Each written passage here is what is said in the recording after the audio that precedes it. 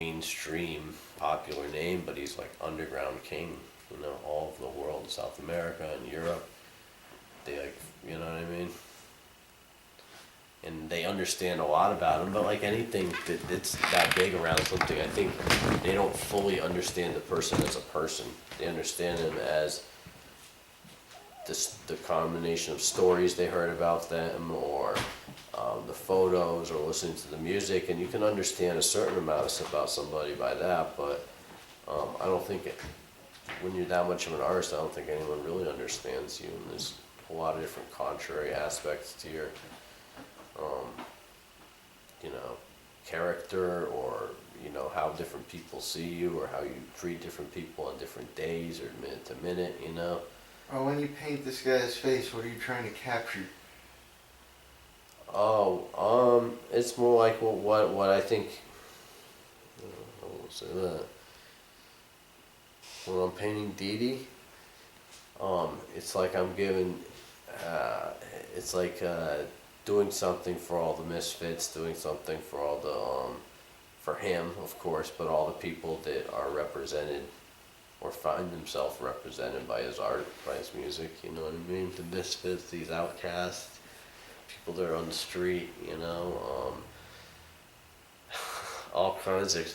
It's a wild American energy. It's an East Coast city energy. He represents a lot of things. The person struggling in the city. You know what I mean? I think he's representative of a lot of things. Not to mention musical ideas and beats that are just like central to it. What rock and roll is and what all that stuff is. Pure artist.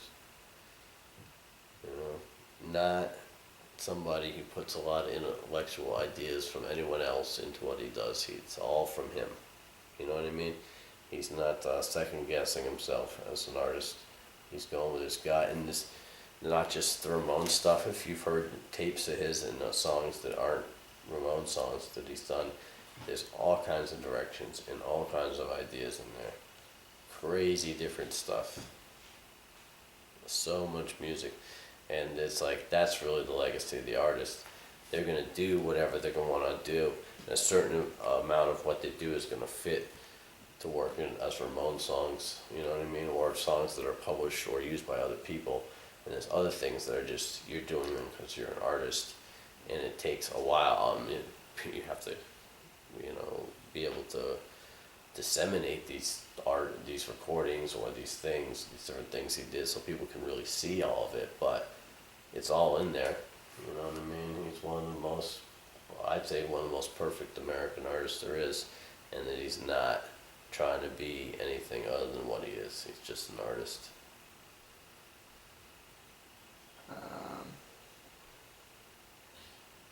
Tell me about Latte Plus. Great band. I performed with them in Parma, at this Not Your Everyday Festival, Volume 1, I think it was. And it was at church from 1310. It's been converted. It was abandoned. It's converted into like a music hall. It's got perfect sound, amazing murals. It's got 2 floors. Every band was great that day. Latte is like, I think they've been around 17 years. They've been playing the whole time. That's at least 2 of the guys, maybe 3 of the guys. Well, the band's been around that long. And they're really tight band.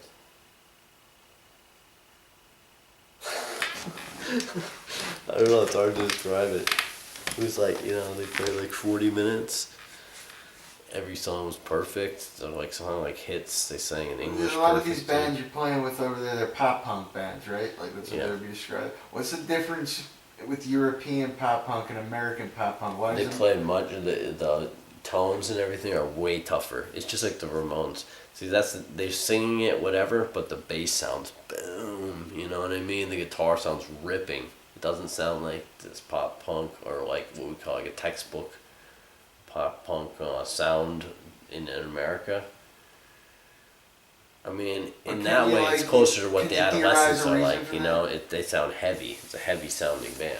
It's pop punk, I guess, if somebody would call it that. But because of the songwriting and the melodies and stuff like that, I guess. But they're playing real heavy, and that's the way what you see in like latte blues and bands like that, rickabellies, you know. It's definitely in the songwriting's poppy, but the writing is poppy. It's like a lot of songs Ramones play, same kind of thing, very poppy. But the attack and the tones and all that stuff is real, boom, kicked up, you know. So it's not, it doesn't have this sing-songy thing that America has, very clean sounding pop punk, a lot of it, you know what I mean? It's played really tight, and it's like tight and clean, and it's punk rock. You're talking about like a band from 2010, right? That's what you're talking about, like a pop punk band, like a modern one. Mm-hmm. That's the difference. Over there, it's much more Ramones based. Yeah, but way like more what? Ramones based. Why is it different? Like, why are the Ramones more influential to foreign countries than here in America? Can you think of a reason? Well, it is an easy one. I'll get one for you. In England, they're influenced by a lot of different English bands. They love the shit out of the Rolling Stones and T-Rex and David Bowie. They love the Beatles too, of course, but the Beatles are more popular outside of England than they are in England. Does that make sense to you? Of course, they're proud of the Beatles, but they also love, you know, Stone Roses and stuff like that, and techno. They you know, they have a whole other set of things going on there. And it's the same way with Ramones outside of America. They're like one of the most loved or the most beloved American rock band. In the same way, they represent America to the world. The Beatles represent England to the world. You know what I mean? It's a very similar thing. And in that way, it's hard to quantify how popular they are in the United States in the same way as you can quantify other bands that are, you know, routinely playing stadiums or this or that. It's underground music in the United States, but underground music from the United States represents United States culture to the world. You know what I mean? That's why Lou Reed is so huge in Europe, you know. He's played over there a lot. Of course, he's made a reputation there, but it's because it's underground, true American culture. And they're way more, like, a lot of people over there never heard of Tom Petty, never heard of the Grateful Dead, never heard of a lot of big bands in America, because they're big for Americans in America, you know. These other bands are big for Europeans from America. You know what I mean? Steve Earle, Jonathan Richman, those people are huge over in Europe. They love them. They know that that's real American culture, real American art. And there's other bands that are huge here that have never toured over there. You know what I mean?